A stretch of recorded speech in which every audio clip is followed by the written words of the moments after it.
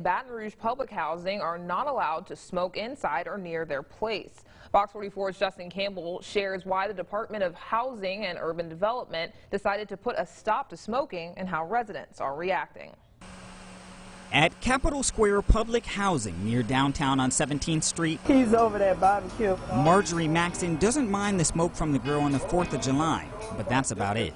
It stinks. Maxon, who's lived in public housing since 2000, says smoke sometimes drifts into her apartment. In these apartments, they're so thin till whatever, smoke, my neighbors smoking cigarettes, sometimes I could smell it all the way in my apartment. Housing and Urban Development says smoking leads to health and serious property damage and estimates they'll save $154 million annually by mandating a smoke-free policy. These walls were brown. She supports HUD's decision. Another woman didn't want to go on camera but says she pays rent and feels it's her right to smoke. But rules are rules. HUD will enforce and send a letter to the tenant if smoking is observed. After 3 strikes, the eviction process may begin. Do you think that's fair?